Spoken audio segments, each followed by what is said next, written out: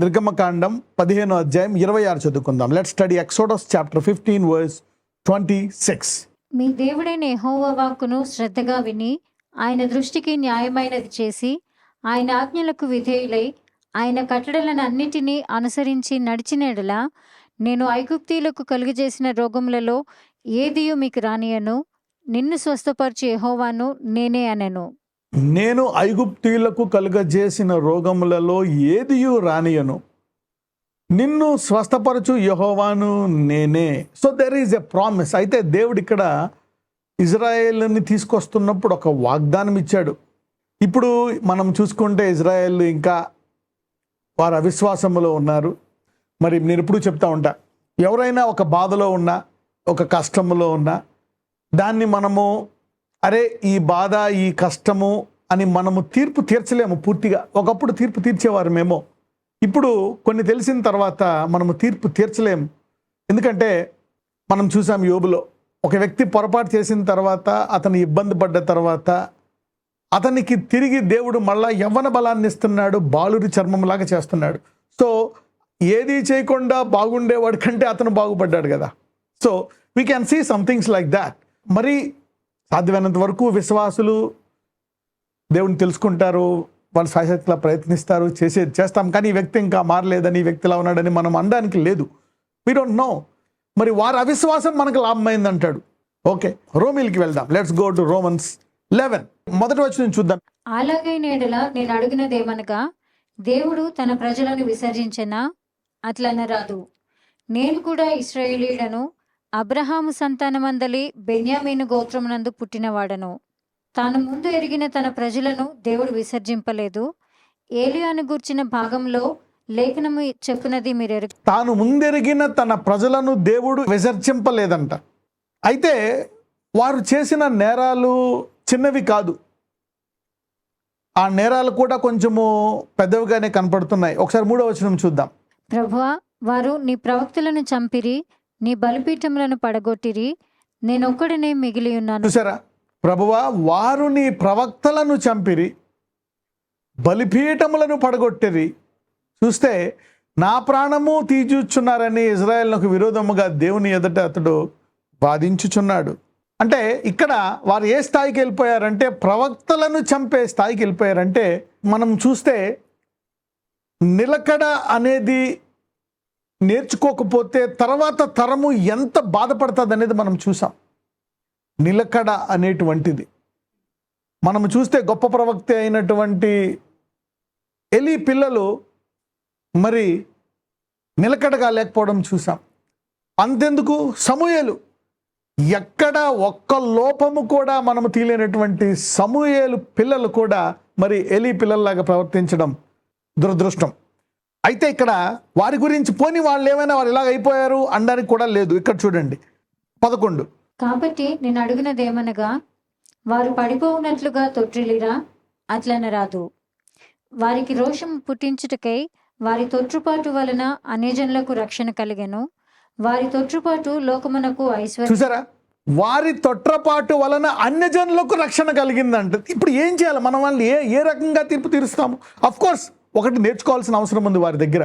వారిలాగా మనము చేయకుండా, ఓకే, మనము జాగ్రత్త పడాలా. అలాగని వీరు ఎలా చేశారు అని వారికి తీర్పు తీర్చడానికి అర్హులమై ఉన్నామా అంటే ఇక్కడ చూడండి, వారికి రోషము పుట్టించుటకై వారి తొట్టిపాటు వలన అన్యజనులకు రక్షణ కలిగెను, వారి తొట్రుపాటు లోకమునకు ఐశ్వర్యం అంట. ఇదేంటిది? వారి తొట్టిపాటు వలన అన్యజనులకు రక్షణ కలిగింది, లోకానికి ఐశ్వర్యం అంట. అంటే ఇక్కడ ఒక్కొక్కసారి దేవుని పనులు ఎలా ఉంటాయంటే, వాళ్ళు చేసిన ఘోర పాపాన్ని కూడా తీర్పు తీర్చడానికి లేని పరిస్థితిలో మనం ఉంది. అంటే ఇక్కడ వారి యొక్క ఖండన విషయమై మనము కూడా నేర్చుకోవాల్సిన అవసరం ఉంది. కానీ వాక్యం వారిని ఖండిస్తున్నప్పటికీ కూడా అలాగని వారికి తీర్పు తీర్చి వాళ్ళు ఇలాగ అయిపోతారనడానికి కూడా లేదు. ఓకే, మీరు చూస్తే మరి నోవా టైంలో వెళ్ళిపోయినటువంటి వాళ్ళందరూ కూడా రక్షింపబడి మళ్ళా పరలోకానికి వెళ్తారు. ఇప్పుడు వాళ్ళందరూ పరలోకంలో ఉంటారని ఎంతమంది నమ్ముతున్నారు? నోవా టైంలో వాళ్ళందరూ పరలోకంలో ఉండుంటారు ఎంతమంది నమ్ముతున్నారు? చూసి ఇక్కడ చూద్దాం మళ్ళీ ఈ వచనము. వారికి రోషము పుట్టించటకై వారి తొట్టుపాటు వలన అన్యజనులకు రక్షణ కలిగెను, వారి తొట్టుపాటు లోకమునకు ఐశ్వర్యమును, వారి క్షీణదశ అన్యజనులకు ఐశ్వర్యమును, వారి క్షీణదశ, God can use the devil's stupidity.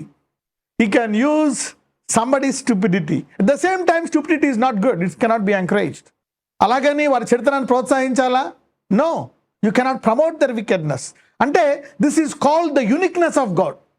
అలాగని వాడిని విడిచిపెట్టేస్తాడా? విడిచిపెట్టాడు. వాళ్ళు మారితే okay, if they change in their heart, వాళ్ళ హృదయం మారితే ఓకే. హృదయం మారకపోతే again it would be a different scenario. చూద్దాం. వారి క్షీణదశ అన్యజనులకు ఐశ్వర్యమును అయిన ఎడల వారి పరిపూర్ణత ఎంత ఎక్కువగా ఐశ్వర్యకరమగును. అంటే ఈ లెక్కన మనకేం చెప్తున్నాడు? వారి పరిపూర్ణత కొరకు నిరీక్షణ కలిగి ఉండండి అని చెప్తున్నాడు ఒక రకంగా. Maybe is telling us to pray for their fullness.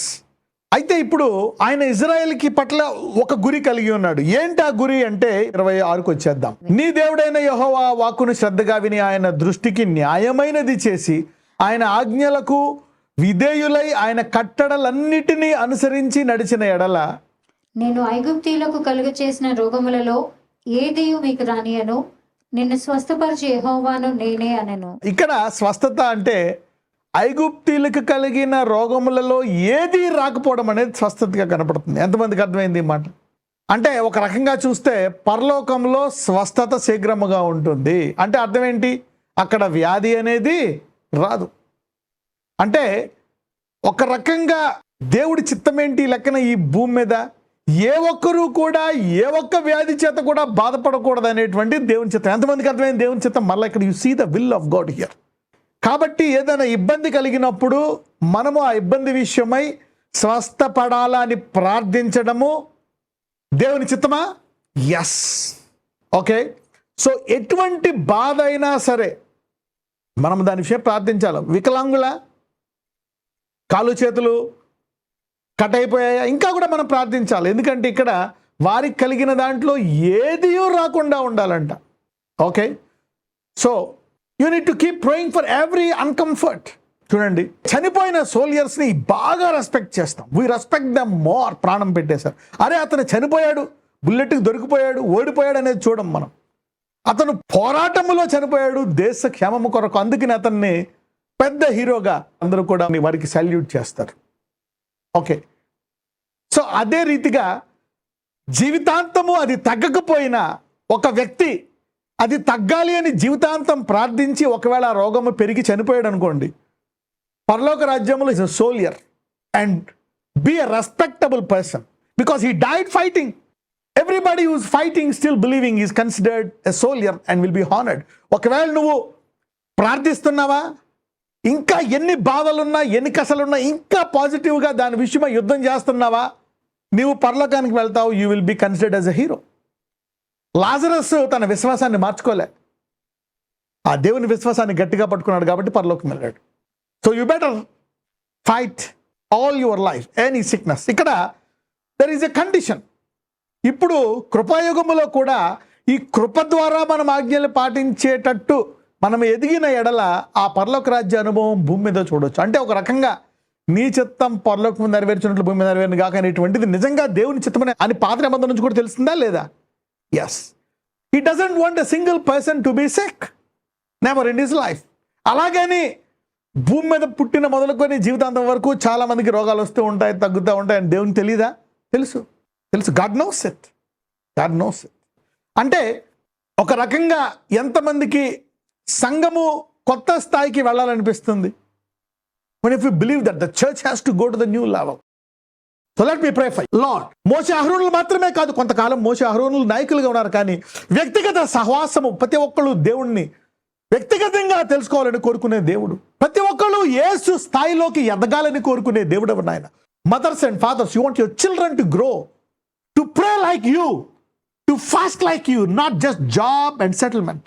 అయ్యా, అందరినీ అలా ఆశీర్వదించావో ఆ 40 సంవత్సరాల్లో ఒక్కరి కాలు వాయలేదు, ఒకరి బట్టమలేదు. అలాగే అందరినీ అన్ని రంగాలు ఆశీర్వదించే కృప దయచేయమని నజరేయుడైన యేసునామమున ప్రార్థిస్తున్నాము తండ్రి. ఆమేన్.